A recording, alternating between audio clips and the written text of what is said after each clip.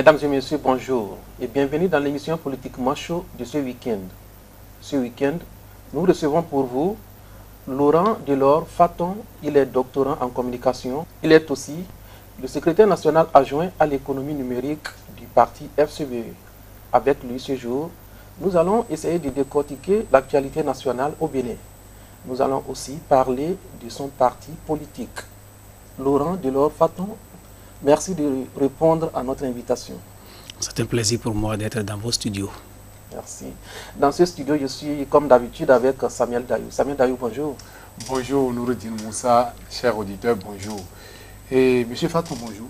Bonjour monsieur le journaliste. Nous sommes sur l'émission Politiquement Chaud et la fois passée, vous avez fait votre congrès, le congrès de FCBE. Et la nouvelle dynamique, c'est assez sur quoi? Monsieur le journaliste, c'est un plaisir d'être ici, comme je l'ai dit tantôt, et je vous remercie pour cet honneur que vous m'accordez d'être dans vos studios. Et parler de FCBE, il faut d'abord faire une démarcation claire et nette. Les FCBE sont désormais un parti, et les FCBE aujourd'hui ne sont pas ce qu'ils étaient par le passé. Ce n'est pas l'alliance qui a gouverné le Bénin durant 10 ans. C'est un nouveau parti qui est né de cette alliance qui a existé par le passé. Un parti qui est désormais épuré. Par le passé, c'était une alliance dans laquelle il y avait tout un conglomérat d'individus et d'acteurs politiques. Mais vous avez vu que depuis 2016, après l'élection du président Patrick Talon, des acteurs majeurs de cette alliance se sont ralliés systématiquement à la nouvelle mouvance. Et que des gens sont partis en masse vers la nouvelle mouvance qui est aujourd'hui désormais la source ou bien la rivière à laquelle il faut que les acteurs politiques aillent boire. Et il est resté ceux qui sont restés fidèles, ceux qui ont une intégrité, ceux qui ont quelque chose de grand à défendre au sein de la nation béninoise. Ce sont ceux-là qui ont une conviction par rapport à la politique nationale. Ce sont ceux-là qui pensent que faire la politique, ce n'est pas seulement courir vers là où il y a à se nourrir, là où il y a de la manne, là où il y a ce qu'on dit souvent la rivière. Ceux qui pensent que la politique peut se faire autrement à travers des idéologies. Et ceux-là qui se sont retrouvés aujourd'hui et qui ont mis en place un parti politique. Un parti politique qui répond à l'impératif qui a toujours été défendu par tous les Béninois, qu'il faut désormais qu'on crée des ensembles plus grands, des ensembles à envergure nationale. Parce que ça ne sert à rien d'avoir des partis d'arrondissement, de villages, de communes ou bien de circonscriptions. Il faut qu'on en finisse un jour. Aujourd'hui, l'innovation ou bien la grande démarcation que nous avons eu à faire à Parakou, c'est que les FCBE sont un parti qui a une envergure nationale. Quand on entend parler de FCBE aujourd'hui, on en verra à Adjoum, on en verra à Copago, on en verra à Azové, on en verra partout. Et que nous avons une couverture nationale, nous sommes partout. C'est d'abord la première observation qu'il faut faire. Et après cette observation, il faut dire, nous sommes dans une dynamique nouvelle. La charte qui est aujourd'hui sur la table des députés qui sera votée veut que désormais les partis se créent et que les partis soient des partis dynamiques, des partis plus grands, qui animent davantage l'animation de la vie politique. Mais nous, comme tout parti, nous sommes nés parce que nous pensons qu'il est temps quand même qu'on anime la vie politique nationale dans un ensemble plus grand. Et comme tout parti politique, notre ambition à court et à moyen terme, c'est de conquérir le pouvoir et non de le reconquérir. Parce que dire reconquérir le pouvoir, c'est comme si c'est nous qui avons dirigé le Bénin. Ce n'est pas la FCBE. Aujourd'hui, l'ancien chef de l'État, Boni Yahi, est notre président d'honneur. En tant que président d'honneur, il n'est pas un membre actif du parti, il est la caution morale sur laquelle le parti est assis. Et nous, aujourd'hui, nous envisageons conquérir le pouvoir de manière progressive. Ça veut dire quoi? Nous avons devant nous l'élection 2019 qui s'annonce, les législatives. Comment faire pour cadrer le terrain afin que nous puissions avoir une majorité écrasante à l'Assemblée? Après cette dynamique de 2019, nous avons les communales qui sont là. Diriger le Bénin, c'est aussi gouverner à la base. C'est conquérir l'électorat au niveau de nos arrondissements, de nos communes, de nos quartiers. Et que nous avons cette dynamique aussi qui est là. Conquérir le pouvoir au niveau de la base, au niveau décentralisé.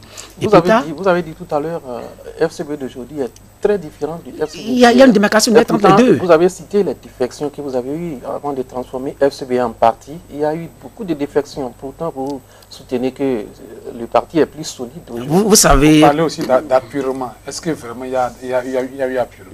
Vous savez, quand on prend un arbre debout, nous avons une culture qui... Ceux qui sont quand même de culture, les Nago ou Yoruba, connaissent ce qu'on appelle Oro. Le Oro, chaque année, on élague pratiquement un arbre pour le permettre de se développer à nouveau. Ce qui s'est passé, c'est un système naturel qui s'est passé où les arbres qui étaient morts, ou bien les branches qui encombraient et le géant arbre qu'est la FCBE de se développer, se sont eux-mêmes élargués. Et qu'aujourd'hui, nous avons le tronc, la moelle est restée. Et cette moelle que nous allons entretenir et faire grandir afin qu'elle puisse donner une nouvelle dynamique. Parce que tant que le tronc existe et que les racines sont solidement ancrées, il n'y a rien à dire, l'arbre va fleurir de nouveau et donner de nouvelles branches qui seront dynamiques et qui vont secouer, qui vont faire ombrage et qui vont faire quand même qui vont permettre à ce qu'il y ait de l'air et qui vont faire quand même à ce que la forêt se tende beaucoup plus dense et que notre dynamique, c'est nourrir beaucoup plus la racine afin que l'arbre qui est resté puisse se développer, devenir encore plus grand comme un géant baobab au niveau de la forêt. Ce qui veut dire que vous ne comptez pas ramener ceux-là qui sont partis, ce sont des branches qui encombrent. Certains reviendront d'eux-mêmes parce que là où ils sont partis, ils seront déçus bientôt, ils vont comprendre que mieux vaut revenir à la case de départ. Ils vont revenir d'eux-mêmes, ce sera un système naturel. Qu'est-ce qui prouve qu'ils vont revenir?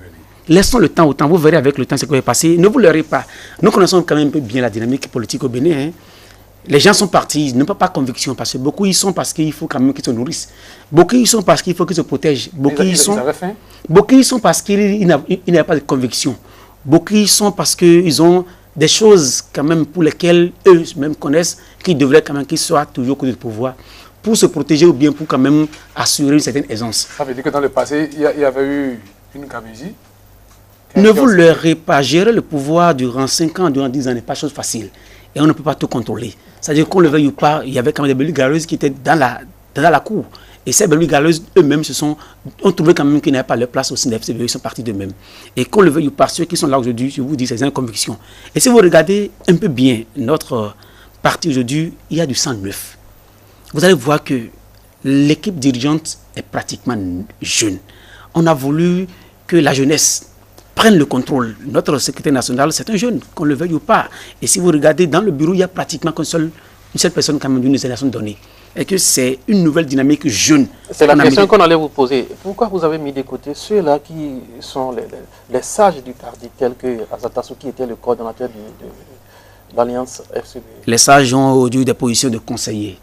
La politique de par le monde entier, ce n'est pas le Bénin. Regardez le monde entier, vous verrez les Macron, les Emmanuel Valls par le passé, vous verrez les Barack Obama qu'on sort, c'est des gens d'une certaine génération donnée, de 50, 40, 30.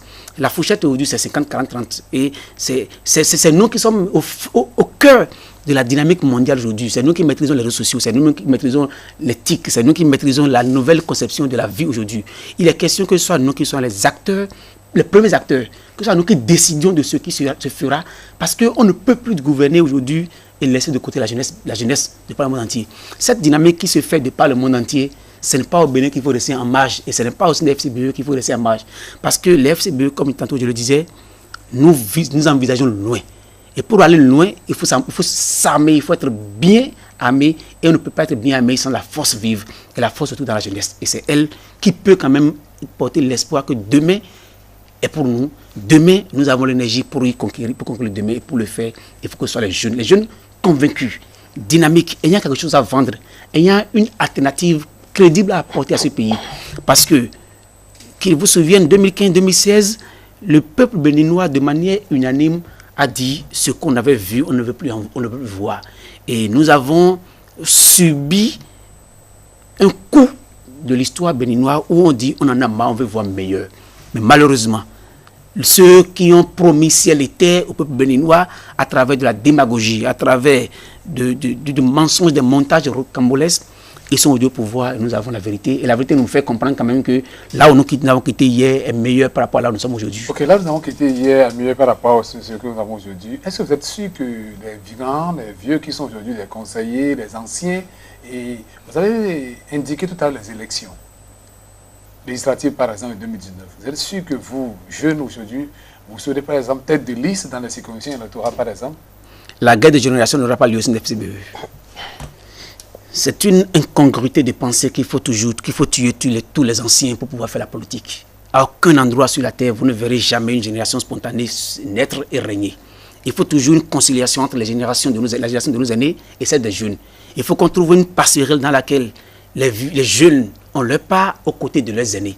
Parce que, qu'est-ce que vous comprenez que nous avons une Assemblée nationale, rien que de jeunes, qui indiquera le chemin? Et qui dira aux jeunes l'expérience que nous avons faite par le passé, il faut que vous en inspiriez. Qui sera quand même les porteurs de signaux, qui va dresser le chemin pour qu'on puisse être mieux formés. Parce que nous n'allons pas réinventer la roue. Ce n'est pas nous qui allons réinventer la politique béninoise. Nos aînés seront toujours là pour qu'à leur école, nous puissions apprendre ce qu'ils ont appris et apporter du sang neuf. Parce que couper la génération des aînés, c'est un crime. Les doyens dont vous parlez, ce sont eux que nous connaissons. La population, votre vision, elle est très différente parce que vous êtes intellectuel. La population qui n'est pas allée à l'école, la population à 80% est illettrée. Est-ce que remplacer un vieux qu'ils connaissent, ceux-là, je prends la 14e par exemple, ils sont habitués à un vieux que vous mettez de côté. Vous présentez un jeune, est-ce qu'ils vont voter? Ou bien comment ça va se passer? Il y a une stratégie il semble que vous n'avez pas perçu ce que je disais tantôt. Il n'est pas question d'éradiquer ou bien de balayer de revers de main l'ancienne génération. Il faudra que nous trouvions un consensus, que nous trouvions le juste milieu pour qu'il y ait un peu d'équilibre entre les anciens et les jeunes. Parce que si nous allons dans un système d'affrontement avec les aînés, nous serons des députés demain, mais nous ne ferons rien à l'Assemblée. Parce que nous ne pourrons pas nous inspirer de l'expérience. Il n'est pas concevable que dans un pays, on recommence tout à zéro. Et c'est le drame que nous vivons depuis le renouveau démocratique au Bénin. Quand un régime vient, ce qui est passé n'existe pas. Quand un jeune a accès au pouvoir et dit que les anciens ne valent rien, c'est lui qui connaît tout. On ne connaît pas tout en politique, et on ne peut pas balayer l'expérience en politique. Si vous regardez, certains sont restés des barons en politique. Qu'on le veuille ou pas aujourd'hui, Thévo Edila est une référence, même s'il n'est pas à l'Assemblée, s'il n'est pas une personnalité élue, c'est une source de savoir à laquelle il faut toujours partir pour s'inspirer. C'est une source de savoir, mais vous, aujourd'hui, quelle est votre feuille de route? Parce que vous avez parlé des défections tout à l'heure. S'il y a une défection d'ici à 2019, nous sommes déjà à 2019, quelle est votre feuille de route pour conquérir encore le public, conquérir encore les populations? Ceux qui sont partis, posez-vous une seule question, que valaient-ils en dehors des FCBE? Et que valent-ils au sein de la population béninoise? Ceux qui sont partis aujourd'hui dans leur circonscription électorale, qu'est-ce qu'ils valent réellement? Toute la question est là. Et ce qu'ils valent, nous le saurons bientôt parce que nous allons aux élections. Avant les élections, chacun démontrera de quoi il est capable. Et ceux qui sont partis, dans leur fief, ils démontrent de quoi ils sont capables. Au soir des élections, vous verrez que ceux-là ne valaient pas grand-chose. Et notre dynamique est simple. Les acteurs politiques sont partis, mais vous avez constaté à Parakou, le PAD est devenu un parti du peuple, les FCB sont devenus un parti du peuple et non un parti de leader.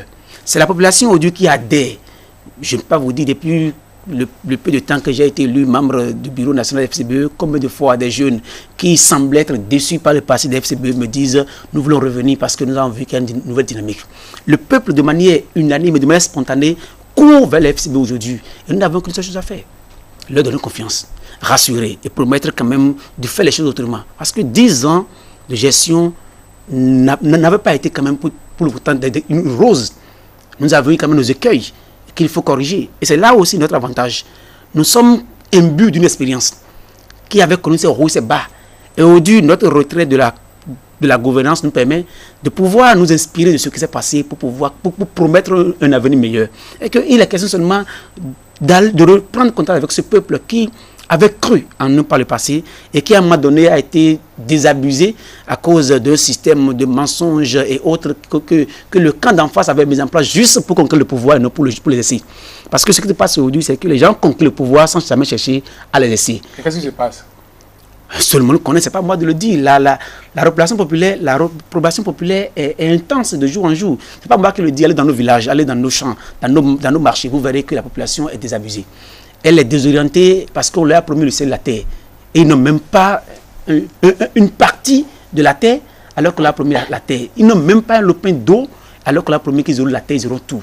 Ce n'est pas à nous de le dire. Ils n'ont pas besoin de critiquer nous-mêmes. Nous sommes seulement là pour dire au peuple, si vous êtes à désabuser, nous sommes là pour être une alternative. Parce que perdre du temps à toujours critiquer ce qu'ils sont en train de faire, nous n'aurons pas le temps nécessaire pour contenter, pour soulager le peuple qui est désabusé, qui a faim de jour en jour et qui pense qu'on les a trompés. Si vous voyez, sortez tout à l'heure dans la rue, demandez à une seule population, ils vous diront, ils nous ont menti. Et ça, c'est tous les jours qu'on le dit. Interrogez les jeunes, même les enfants. Il y a des choses qu'on ne peut pas dire sur des plateaux d'émission parce que ça va avoir une résonance autre. Ceux qui sont là aujourd'hui, ils reconnaissent eux-mêmes quand même, de jour en jour, ils reconnaissent et qu'en 2 ans, ils n'ont plus rien fait. Et malheureusement, l'avenir qui nous promettent est sombre. On ne voit rien de nous. Laurent Delors, Faton, doctorant en communication. Nous allons revenir sur l'actualité nationale. Vous êtes le secrétaire national adjoint à l'économie numérique du parti RCB. Dites-nous concrètement, qu'est-ce que vous faites avec ce titre? Quel est le rôle que vous jouez? Depuis le Congrès, nous sommes aujourd'hui dans une phase d'élaboration de notre feuille de route. Nous allons bientôt élaborer notre plan et décliner les grands axes de notre parti. Parce qu'un parti ici, beaucoup l'ont dit qu'on dirait que c'est un gouvernement que nous avons formé, notre bureau, que c'est un gouvernement, mais c'est un gouvernement. Un parti politique est appelé à prendre le pouvoir d'État et à l'exercer. Alors pourquoi pas déjà nous préparer à l'exercice du pouvoir d'État? Aujourd'hui, la dynamique est très, très simple. Nous travaillons chacun de nous à nos propres responsabilités données pour ensemble converger nos propositions pour sortir une plateforme, un programme que nous allons mettre à la connaissance du peuple béninois. Et que d'ici peu, vous verrez de quoi sera fait ce programme. Mais pour le moment, nous sommes en train de reprendre contact progressivement avec nos bases. Nous sommes en train de nous organiser à l'interne au niveau de toutes nos circonscriptions progressivement pour que dans les jours à venir, nous puissions étendre notre base et faire le travail qui est le nôtre. Vous êtes fragilisé là. On est en train de voir des poursuites judiciaires lancées contre plusieurs personnes influentes, même membres du bureau. Personne n'est fragilisé, personne ne nous intimidera. On veut parler des ténors. Personne ne nous intimidera. Et le malheur, le comble est que, au lieu de gouverner en 2 ans, on veut faire dilatoire. Je suis communicateur politique, c'est-à-dire que je connais bien la manipulation. On ne veut plus que le peuple béninois regarde le PAG. On ne veut plus que le peuple béninois regarde les promesses qu'on a faites. On veut détourner l'attention du peuple béninois vers du folklore. Parce que si c'était vraiment la lutte contre la corruption qu'on devait faire, on devrait l'avoir commencé depuis le 6 avril 2016. On ne l'a pas commencé. On a fait 1 an. 1 an où on devrait faire des actions, on n'a rien fait. La deuxième année, on a dit que le PAG en 2017 allait quand même commencer par changer le visage du Bénin. On a promis des logements sociaux, on a promis tant de choses. On n'a rien fait. Et comme on a vu qu'on veut entamer la 3e année, et que si on n'occupe pas le peuple, il va commencer par se révolter, on a sorti des dossiers pour occuper le peuple. C'est de la diversion. Tout ce qu'on fait... Pourquoi la diversion? Qu'est-ce que vous faites dire que c'est la diversion? C'est la diversion, parce que la corruption, la lutte contre la corruption devait être systématique et devait être généralisée. Non, mais après le 6 avril, le président avait dit qu'il n'y aura pas la chasse aux sorcières. Il a fait des audits. Après des constats, après les audits qu'il a fait, qu'il a compris que bon... Il a fait des audits. J'aurais voulu que le peuple béninois, on publie les audits et qu'on laisse les résultats des audits. Et qu'on sache réellement ce qu'on reproche à tout chacun de nous, tous les béninois qui ont gouverné d'une manière ou d'une autre. Et que les noms sortent. Je vais vous donner une caricature. Supposons que les policiers veulent contrôler les casques dans la rue, sur un carrefour, et que certains passent, ne portent pas les casques, on les laisse, et d'autres passent, on les arrête. Vous allez voir, tout à l'heure, il y aura une émeute. Non, ils sont chanceux, c'est des chanceux. Il n'y a pas de chanceux. Quand on veut arrêter les casques, on arrête systématiquement tous ceux qui sont sans casque. Non, peut-être que la décision n'est pas prise lorsque les autres passaient. Quand la décision est prise une fois, parce que quand vous êtes 2 à passer, on arrête les 2. On ne prend pas un, on laisse l'autre. Nous savons que la nation a beaucoup de dossiers. Les plus grands dossiers de la nation sont là. Et on fait comme des pincettes. On va chercher des pincettes de dossiers, on les sort et on veut juger ceux-là. Ce n'est pas grave. Moi, je ne suis pas inquiet par rapport au dossier. Vous parlez de grands dossiers. Ce n'est pas à moi de le dire. Au moins, quand même, tout le monde connaît quand même. On connaît quand même Ségur Gates. Au moins ça, tout le monde connaît Ségur Gates parce que c'est l'un des dossiers. Mais l'affaire l'a vidé, mais il paraît. Qui l'a vidé? Quelle justice l'a vidé? Aucune justice béninoise n'a vidé l'affaire Ségur Gates. Je ne prends que cette affaire. On a vu un député qui a communiqué largement. Un député même qui est député très proche de vous dans un passé récent a dit que lui. Et son nom a été cité dans les choses, il a sorti un communiqué, il avait menacé des gens, il dit que bon, l'affaire Ségur a été vidée. Je suis heureux que vous disiez que c'est un député. Un député n'est jamais un magistrat, il n'est pas le procureur de la République pour nous dire qu'un dossier est vidé. Un dossier se vide au tribunal. À aucun moment, Ségur n'a été conduit au tribunal pour qu'on nous dise. Et aujourd'hui, ce qui se passe, on fait de la diversion. Mais nous, on n'a pas peur. Vous savez pourquoi on n'a pas peur? Qu'on poursuive le dossier. On verra si les nôtres sont coupables ou pas. On verra le dossier. On n'a pas peur qu'il continue parce que ce qui est sûr, s'il continue de manière populaire, il y aura une réponse populaire qui les obligera à aller vers le dossier qu'ils ne veulent pas mettre devant la justice. Parce que le peuple béninois est assez mûr et mature.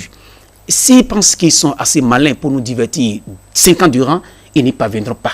Ils ont déjà fait 2 ans, nous distraient. 3 ans, ils ne feront pas 3 ans, nous distraient. Et nos 5 ans, nous distraient. Ils ont 5 ans à faire. Après 2 ans, ils ont commencé par lutter contre la corruption. Et vous trouvez que la lutte, elle est sélective? Vous ne dites pas que je ne dis même pas les que mises en cause ne sont pas coupables. Je ne suis pas de la justice pour dire si les mises en cause sont coupables ou pas. Parce que ça, c'est du ressort de la justice. Oui.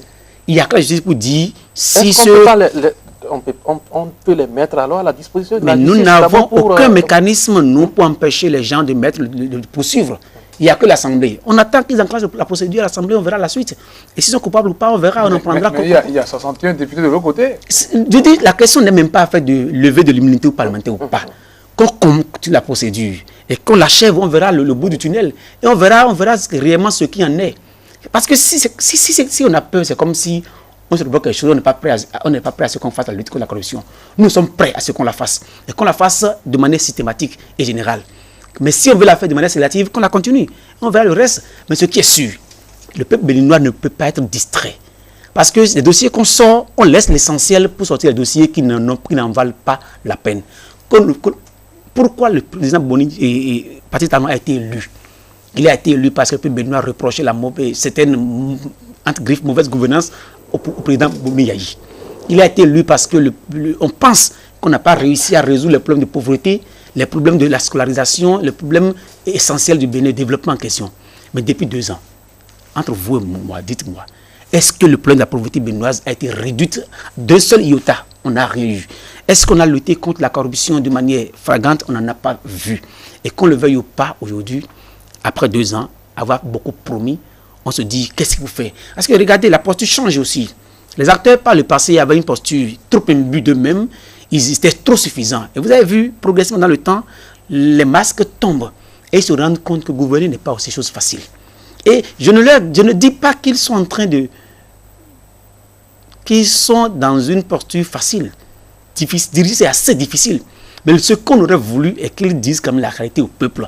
Qu'ils disent au peuple qu'après 2 ans, nous sommes incapables de conduire le pays tel que nous l'avons promis. Et qu'on nous donne un nouveau cap. Mais refuser de reconnaître qu'ils ont menti au peuple, qu'ils ont fait des promesses qu'ils ne peuvent pas tenir, ça relève... Aucun dirigeant au monde n'a jamais dit. Mais ça relève d'une incongruité qu'il faut quand même dénoncer. Parce que nous voyons tous que ceux qui disent ne le font pas, ils sont incapables de le faire. Et ne le feront pas. Vous ne voyez pas la rigueur dans leur gestion, telle que les grèves ou les défalcations pris par là? C'est pas une rigueur. Vous savez, je disais ce matin sur un plateau quelque chose. Il ne faut pas que les mots, qu'on s'enferme dans les mots au Bénin. Le jeu de mots, on en a tellement connu. Je suis un intellectuel, je suis un littéraire aussi. On dit pas de la fermeté. Et tout le monde veut dire, le chef d'État est ferme, il est ferme. Par le passé avec le président Bouyaï, vous savez de tout ce que les gens disaient? Les gens parlaient de la volonté politique. Et sous cette volonté politique, les gens ont tout mis. Et on pense qu'il faut suffisamment déplacer des mots pour qu'un pays se porte bien. Il n'y a pas question de fermeté dans une gouvernance. Aucune gouvernance ne peut être ferme, ne peut être lâche. Il faut toujours chercher le juste milieu à des moments donnés. À des moments donnés, il faut être ferme. À des moments donnés, il faut être un peu flexible. On ne peut pas être tout le temps ferme. Dans vos familles, dans votre maison, vous ne pouvez pas être ferme tout le temps. Parce que c'est des hommes. Si vous avez affaire avec des animaux, on peut les dresser ou les conduire. Mais avec les hommes, il faut toujours faire la carotte et le bâton. Vous ne pouvez pas rester dans une position rigide pour gérer une nation. Une nation, c'est un conglomérat d'individus, d'intérêts hétéroclites et d'acteurs qui sont en train de jouer chacun des jeux. Et quand vous êtes face à une situation donnée, il faut savoir la posture à donner. Mais quand la gouvernance actuelle dit qu'elle est ferme, nous savons là où nous sommes aujourd'hui. Aujourd'hui, une année blanche plane pratiquement à l'horizon et personne ne peut nous dire quelle est la solution qu'ils ont à proposer. Ils ont le dos au mur et il ne faut seulement qu'une seule chose. Maintenant, proposer une solution par rapport à la grève. C'est une affaire de management. Ce n'est pas à nous, c'est pas nous qui sommes au pouvoir. C'est eux qui sont au pouvoir. Mais on peut leur proposer une chose, que le chef de l'État baisse la garde. Parce qu'une année blanche n'est pas fatale pour lui. Elle est fatale pour nous, pauvres populations, fatale pour nos enfants, fatale pour nos pauvres populations qui sont dans les villages et qu'on sort. Et si les enseignants aussi baissaient la garde? Les enseignants n'ont aucune garde à baisser parce que c'est le gouvernement qui fait preuve de mauvaise foi depuis le début des négociations. À ce jour, les enseignants sont toujours allés aux négociations. Ils n'ont jamais refusé d'aller aux négociations. Toutes les fois qu'ils vont aux négociations, le gouvernement fait le mur. On refuse de communiquer.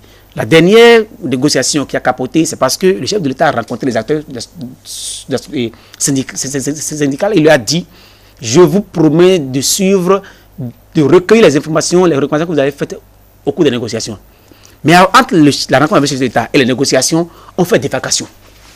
On est en crise et on envenime la situation. Mais la défalcation, vous n'êtes pas allé travailler C'est normal quand même qu'on soustrait le temps que vous avez perdu sans travail. C'est là où, ce n'est pas une punition. Vous savez, quand on est en situation de crise, il faut prendre des mesures de crise.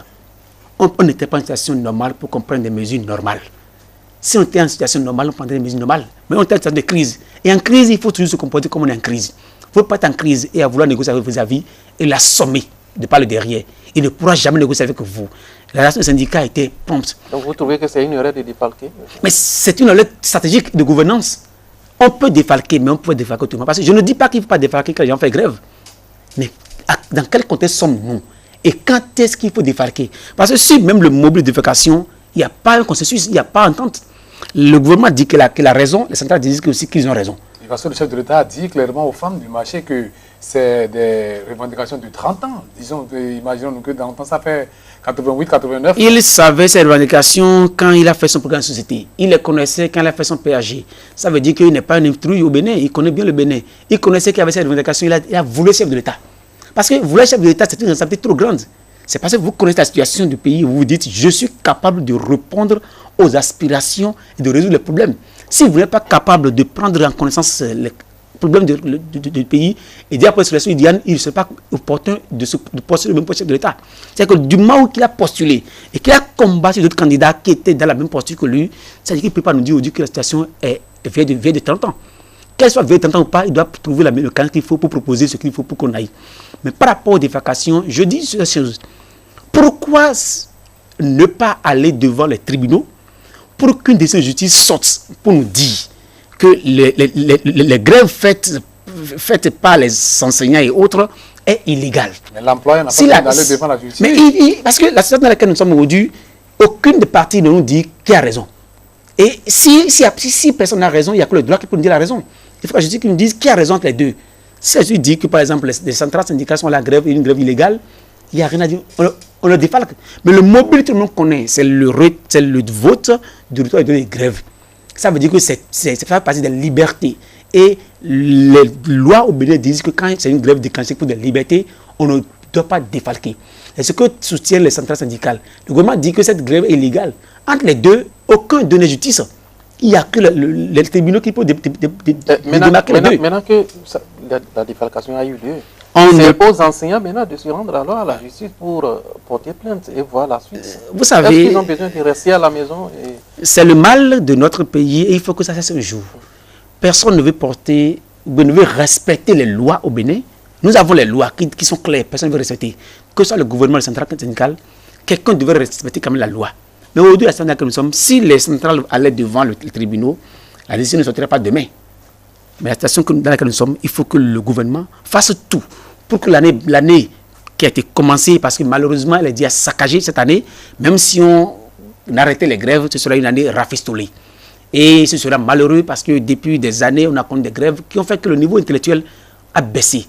Nous, à l'université, nous savons ce à quoi nous avons fait aujourd'hui. Quand vous avez des étudiants qui ont la licence pratiquement, mais qui parlent un français à la limite, ordurier, vous dites, mais ils ont été formés comment? Mais on connaît les causes. C'est parce que par le passé, il y a eu des programmes, il y a eu des grèves perlées qui ont envenimé la situation, qui ont baissé le niveau. Et si ça continue encore, les générations à venir seront encore saccagées. C'est-à-dire que la grève n'est pas opportune. Mais actuellement, il y a une seule solution. Le gouvernement doit retrocéder normalement les frais de grève défalqués et continuer les négociations. Parce qu'il ne faut pas qu'on fasse de l'amalgame. La grève n'a pas été déclenchée à cause de défalcation. Ah oui. Parce qu'il y a une plateforme revendicative qui est là sur la table. Il faut qu'on en débatte. Parce que même si on fait la retrocession des salaires qui ont été défalqués, la grève... Ils avaient déjà levé la motion de grève. Non, ils n'avaient pas levé. Certains ont levé. Oui. La santé a levé, la justice a levé. Mais le corps qui est le corps le plus sensible, qui est le corps de l'éducation, l'enseignement, n'a pas levé. Et leur plateforme revendicative est toujours là. Et même les autres corps, on n'a pas négocié encore sur ce qu'ils revendiquent. C'est-à-dire que même si on retrocède la défalcation, les négociations continuent. Ce n'est que le préalable même aux négociations. Et que les défalcations ne sont pas le mobile de la grève. Et même si on les a levés, il ne faut pas que le gouvernement communique pour nous dire qu'ils ont eu maintenant leur argent et qu'il faut qu'ils arrêtent la grève. La grève ne s'arrêterait pas juste parce qu'on a retrocédé. La grève s'arrêtera quand le gouvernement et les centrales syndicales auront trouvé un consensus par rapport à la plateforme revendicative. Mais ce qui est sûr, les centrales sont des Béninois. Et depuis 90, ils ont toujours fait preuve d'une certaine maturité. Et quand ils voient que le bouchon est trop parti, ils arrivent toujours à juguler pour qu'on trouve le juste milieu. On espère alors qu'ils le fassent cette année. Ils l'ont toujours fait, ils le feront. Mais pour qu'ils le fassent, il faut que les vis-à-vis soient de bonne foi. Parce que, je n'ai pas besoin de rappeler, mais toutes les négociations avec le gouvernement ont montré que le gouvernement n'est pas de bonne foi. Pourquoi? Toutes les fois, ce n'est pas de bonne foi.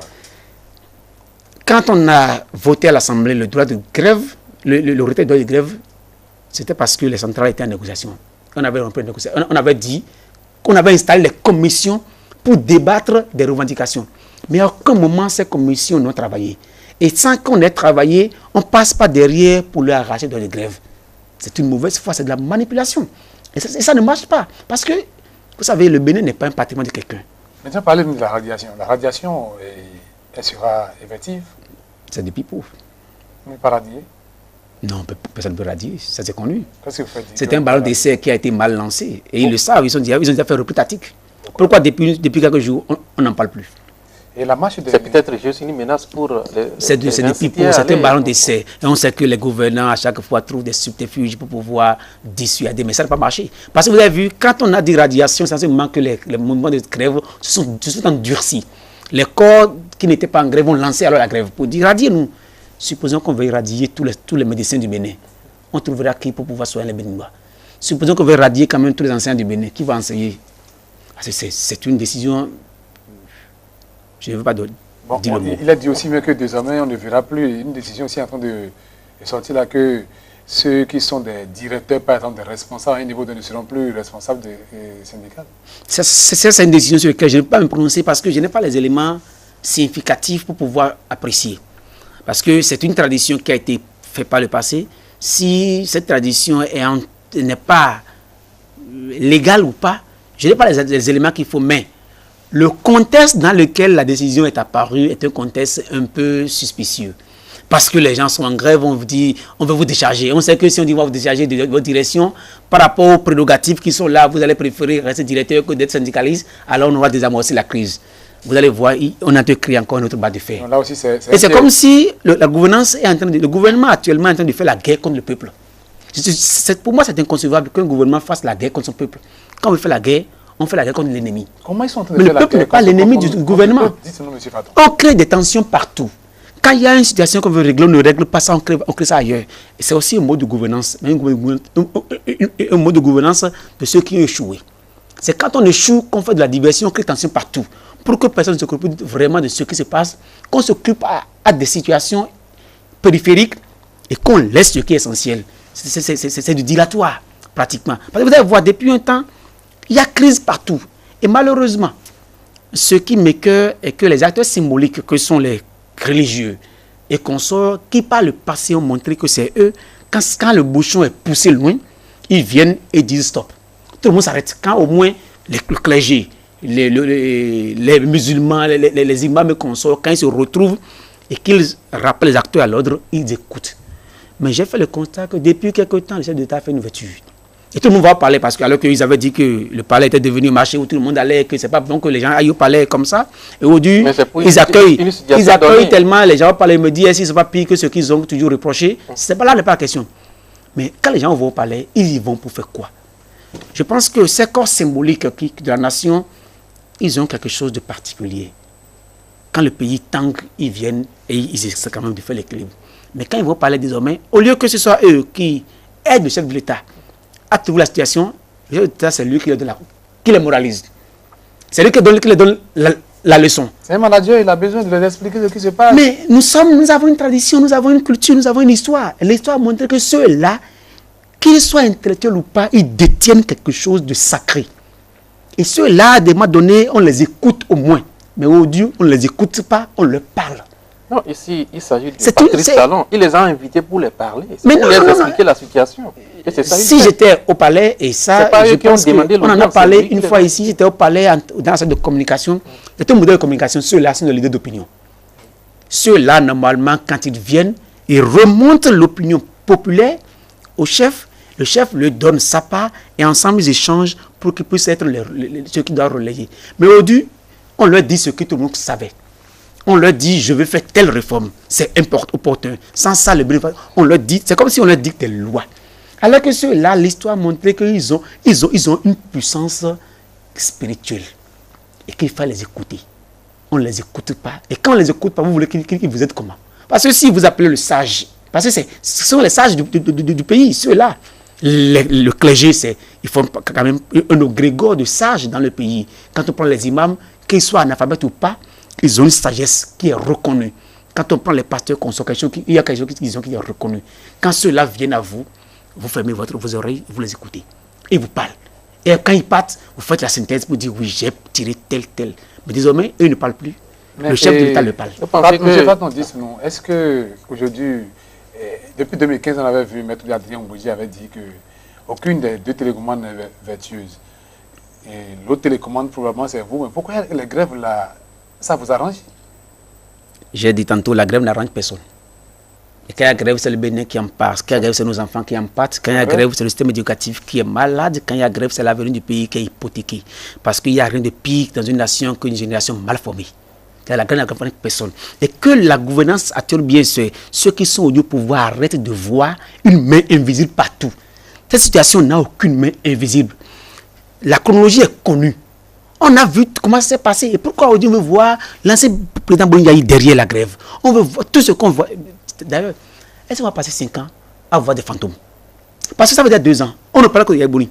Quand vous allez à la télévision, la presse quotidienne écrite, tout le temps, c'est... Aujourd'hui, j'ai failli tomber aujourd'hui quand on dit le Bénin dans la station aujourd'hui à cause des nombreux scandales de la gouvernement de Yaïbouni. Ça fait 2 ans que vous êtes au pouvoir. Et vous continuez toujours pas à dire que votre situation aujourd'hui est due à ce que les autres ont fait il y a 2 ans. Supposons que je vous confie mon enfant et que je dis que mon enfant a un niveau intellectuel bas et qu'il faut me le former. Et qu'après 2 ans, vous me dites qu'il n'est pas bon parce que votre maître ancien, maître là. Ce qu'il a fait continue. Démissionner. C'est la meilleure solution. Si vous devez voir toujours qu'il y a une main... Si vous voyez qu'il y a une main invisible qui démissionne et que nous revenons pour pouvoir prendre le cas ici, c'est parce que l'exemple que vous avez donné ici, c'est un grand trou qu'il faut remplir d'abord avant. Il n'y a pas de trou à remplir parce que le Bénin n'avait pas de l'argent dans une caisse. Nous sommes un pays à économie fiscale. C'est que c'est les fiscs qu'on collecte chaque fois pour conduire le pays. Et depuis que la gouvernance est là, qu'il vous souvienne en 2006, ce qui était dans la caisse, en 2006, au moment où le président Bolingaï prenait le pouvoir, n'est pas comparable à ce que le président Bolingaï a laissé en 2016 quand il partait du pouvoir. Ça veut dire que ce qu'on a laissé est assez énorme comparativement à ce que le président Kérékou avait laissé à Bolingaï. Et pourtant, Bolingaï n'a pas passé 2 ans à dire que Kérékou a mal géré. Parce que, écoutez, le leadership à la tête d'un pays, c'est un ensemble. Ce n'est pas que des mots, ce n'est pas que des phrases, ce n'est pas que des postures.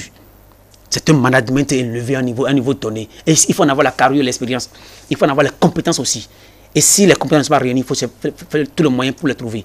Et ce n'est pas une question de désir de compétences. Le Bénin est compétent en toutes les matières. Mais c'est parce que les nouveaux managers ne savent pas cibler les bonnes compétences. Ils sont entourés des compétences douteuses qui fait que nous sommes là. Pourquoi on parle de nouveaux managers? On voit le président Mathieu Nago qui est dans le BMP. On voit Idikola Olé, on voit Bruno Amoussou, on voit Mbouji, naturellement, des grandes têtes, des grosses têtes, des grands partis sont le bloc qui est avec le président. Vous touchez une nébuleuse, le BMP c'est une nébuleuse. Je ne veux pas employer ce que les gens employaient par rapport à l'Union des Nations en 2011 où ils disaient un panier à crabe. Ce mot est trop fort, mais c'est une nébuleuse où il y a des intérêts hétéroclites, protagonistes à l'intérieur. Il n'y a rien. Quel intérêt? Il n'y a rien de cohérent à l'intérieur et il n'y a rien d'unique, d'unanime à l'intérieur. Les gens sont là de manière circonstancielle et de manière occasionnelle. Vous allez voir, les jours à venir vont nous montrer ce qui se passe réellement au niveau du BMP. Ce ne serait pas le porte-parole. Pour le moment, ils sont toujours solides. Il faut savoir lire entre les lignes. J'ai toujours dit, il faut suivre les acteurs politiques, non pas à travers le discours, mais à travers les actes.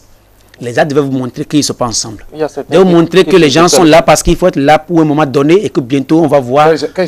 Énumérez-nous quelques actes sans titrer de quelqu'un. Je ne nommerai pas des noms, mais je sais quand même que j'ai échangé avec certains, avec des acteurs majeurs du BMP qui m'ont dit, qui m'ont fait des confidences que je préfère taire.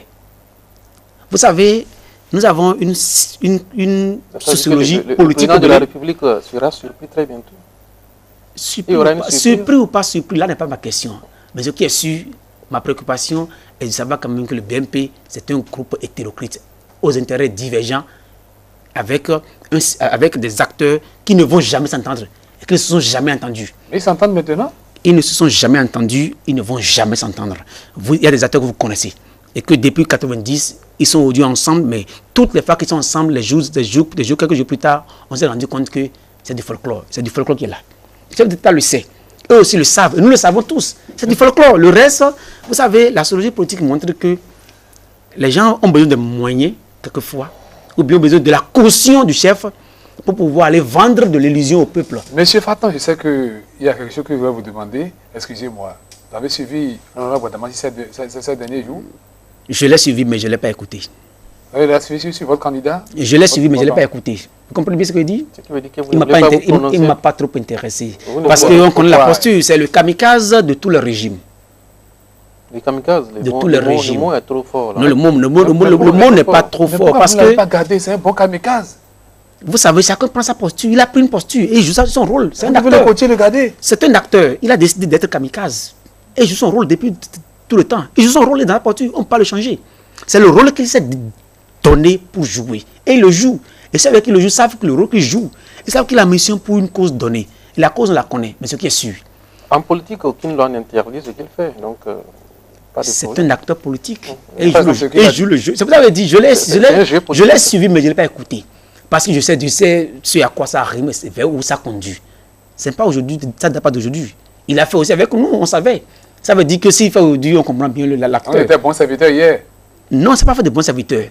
C'est un acteur politique seulement. Et en politique, tout n'est pas rose et tout n'est pas clair. La politique est complexe. À des moments donnés, les acteurs prennent des postures pour les comprendre. Il faut aller lire leur histoire. Il faut aller lire les contextes dans lesquels ils parlent les acteurs. Le contexte aujourd'hui est un contexte critique pour lui. Et il faut qu'il sorte. Vous avez vu, depuis le congrès de Parakou, il n'est pas sorti. Pourquoi n'est-il pas sorti à Parakou? Il est venu sortir à Cotonou. Son électorat est à Parakou. Il est venu sortir à Cotonou. Parce qu'il a vu, il prenait du temps trop à sortir. S'il ne sort pas, c'est comme s'il a été assommé. Il a trouvé un subterfuge, il a trouvé une occasion pour sortir, au moins pour qu'on parle de lui. C'est déjà heureux. Mais nous, on attend les résultats. C'est les résultats qui nous intéressent. C'est sorti, on ne dit pas grand-chose. Il est le premier député de s'ingérer dans la vie privée des autres parce que... Il a abordé. Si c'est la question semblait privée, il lui a donné une connotation publique. Il a donné la question de connotation publique, il a dit que c'est un deal au sommet de l'État, il a trouvé une connotation publique. Mais ce qui est sûr, il a voulu qu'on sente qu'il est là. Parce que depuis Parakou, l'homme a disparu. Et s'il ne sort pas dans les médias, c'est comme si on l'a assommé, il est mort. Je suis content qu'on le fasse, qu'on l'ait envie d'aller. Donc c'est juste pour ça qu'il est sorti selon vous? C'est juste que pour ça. Le reste, là, il faut laisser. On verra les jours à venir ce que le reste veut dire. Mais pour le moment, s'il ne sortait pas, c'est comme s'il n'est pas de la scène. Pourquoi n'a-t-il pas trouvé un sujet qui concerne le peuple béninois? Parce qu'il a dit, en quoi ça vous intéresse? En quoi ça intéresse son électorat qui est par exemple à Basila ou bien qui est à Ndali? En quoi ça concerne la population de Parakou? Ce qu'il a dit, en quoi ça apporte un plus au développement de ce pays? Il a parlé pour parler, il a parlé parce qu'il fallait quand même qu'il dise quelque chose. Il a dit, c'est heureux. On a entendu parler de lui, la presse a relayé et au moins pour 1 ou 3 jours, il est resté à la une. Tant mieux pour lui. Mais ce pourquoi il est député, c'est qu'il aide l'Assemblée à voter des lois et à contrôler l'action du gouvernement. Il n'est pas allé sur le sujet, c'est qu'il est resté hors de la plaque. Mais monsieur Faton, nous allons parler, je vais vous poser encore une question. Vous avez vu le vendredi passer la marche des FCP, la FSP a été réprimée par le préfet du littoral. Le préfet Toboula, c'est un jeune et j'aurais voulu quand même voir les jeunes dans une posture meilleure. Mais il joue le mauvais rôle. Comment il joue le mauvais rôle? Nous avons vu dans ce pays des zélés plus zélés que lui. Et les zélés, on connaît quand même quand est-ce qu'ils finissent et comment ils finissent. Nous sommes là pour voir. Nous sommes jeunes, il est jeune autant que jeune que nous. Ça veut dire que ça n'a pas commencé sous talent. Ça n'a pas commencé avec lui. Oui. D'autres ont fait ce rôle avant lui. Je veux seulement qu'il ait lu l'histoire pour voir ceux qui ont joué ce rôle par le passé, quel a été le sort. Et ce sort ne sera pas différent de ceux-là. Ah bon. Malheureusement. Mais les ruines de ménage entre les étudiants et les forces de l'ordre, c'est ce qui s'est passé récemment sur le campus. Et la semaine dernière aussi, le préfet, et la semaine passée, le préfet de l'Atlantique et du littoral ont refusé qu'il ne peut pas marcher du campus jusqu'au ministère de... Ah oui, ces derniers temps, il y a plusieurs marches programmées. Et vous pensez que dans un pays démocratique, on peut refuser à la population d'exprimer son mécontentement. Mais c'est trop aussi, chaque jour. Allez en Europe pour voir comment les gens en Europe, aux États-Unis, allez voir aux États-Unis comment les gens marchent, protestent. Ça répond à la dynamique populaire, dynamique d'un peuple. Un peuple qui n'exprime pas son ressentiment finit par exploser et finit par créer de la tension, la guerre. Si vous laissez les gens s'exprimer, au moins ils seront contents, soulagés. C'est une soupape. Ça permet aux gens de vider leur mécontentement. C'est pas les marches qu'on se Oui, soulage, parce que quand les gens marchent, ils sont contents, ils vident ce qu'ils ont à l'intérieur, ils retournent à la maison, ils sont soulagés. Mais quand vous les reprimez, vous les empêchez de parler, s'exprimer, vous vous attendez à de la révolte populaire. Et c'est ce à quoi on nous conduit progressivement. Il est opportun pour tout régime en système démocratique de laisser le peuple s'exprimer. Et il faut encadrer les marches. Quant aux étudiants, la dernière fois, j'ai fait sur ma page Facebook, j'ai posté, j'ai dit, je suis pour les grèves. Parce qu'une jeunesse qui ne se révolte pas, une jeunesse qui inquiète. Mais je suis contre le vandalisme. Je ne supporte pas, je ne supporterai jamais un étudiant qui brûle des pneus sur la voie publique. Parce que nous n'avons pas beaucoup de ressources pour construire les routes. Et quand vous y mettez un pneu que vous brûlez, c'est que la route est endommagée. Et quand endommagée, c'est notre patrimoine, ce n'est pas le patrimoine du chef de l'État, ni d'un député. C'est le patrimoine commun. Et que si vous dégradez les routes, il faudra qu'on ait de l'argent pour les faire. Alors que c'est ça qu'on est en train d'éviter. C'est ce qu'on devrait faire autre chose. C'est parce que vous les reprimez qu'ils sont obligés d'exprimer leur mécontentement. Si on les laissait marcher, qu'on encadre les marches, ils n'allaient jamais brûler le pneu. Il y a toujours des marches dans ce pays. Ils sont allés jusqu'à brûler un véhicule personnel. Parce qu'on les a empêchés d'exprimer leur mécontentement. À quoi servent les forces de l'ordre dans un pays démocratique si ce n'est pas pour encadrer les révoltes populaires? Ce n'est pas pour encadrer les marches, ce n'est pas pour permettre aux gens de s'exprimer librement afin qu'eux soient là pour assurer l'ordre. Si on a les forces de l'ordre, allez sur le campus aujourd'hui, vous allez voir des cargaisons de véhicules qui sont là, qui font la patrouille, qui font l'intimidation. Leur rôle n'est pas d'intimider, c'est de sécuriser le peuple. Et M. Faton, c'est de sécuriser le peuple. Et c'est pourquoi sur notre table ici, il y a 3 cartons, le carton vert, le carton rouge et le carton jaune. Si vous deviez attribuer un carton à la gouvernance Talon, qu'est-ce que lequel vous devez attribuer? Pour le moment, je lui attribue un carton jaune parce que j'espère qu'il a encore de la chance de se rattraper. Parce que si on perd 5 ans, ce n'est pas lui qui a perdu 5 ans. Le chef de l'État, il est bien loti. Ce n'est pas lui qui a perdu 5 ans. C'est le peuple béninois qui a perdu 5 ans. C'est chacun de nous qui a perdu 5 ans. C'est-à-dire que si 2 ans sont passés, on n'a pas fait grand-chose, je pense qu'il peut encore se rattraper. Moi, je ne suis pas dans une posture de fataliste. Je dis, il peut encore faire quelque chose. Parce que c'est quand il va faire quelque chose que nous, quand on voudra reprendre le pouvoir de leurs mains, on pourra faire mieux. Mais s'il ne faut rien, nous on fera quoi?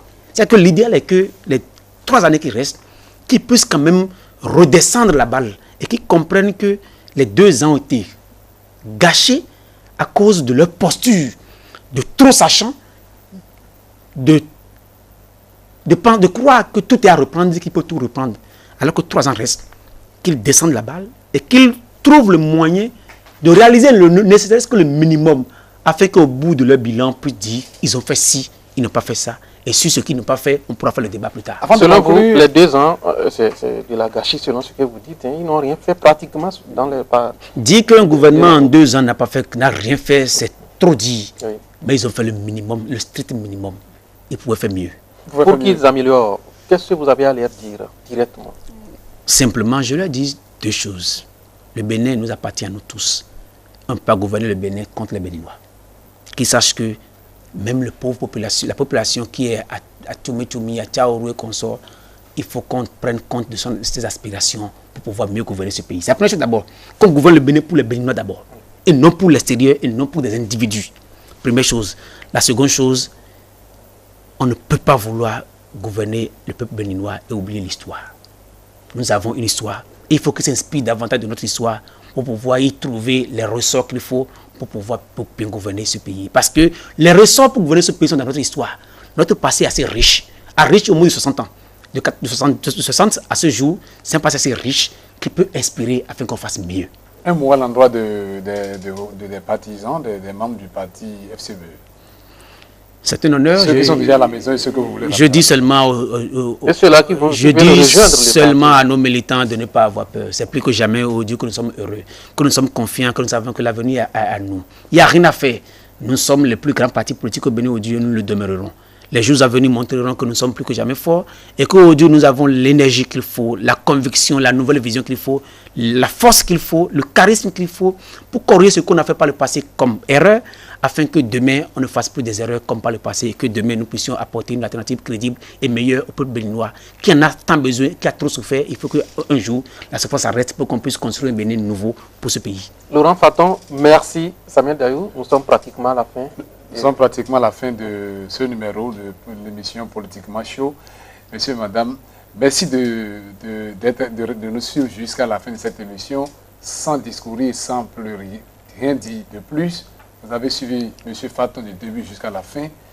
De ce qu'il a dit, il revient aux acteurs et aux gouvernants de prendre leçon, bien de suivre et de saisir ce qu'il doit saisir pour que le Bénin soit gagnant de tout ce qui se passe dans le pays.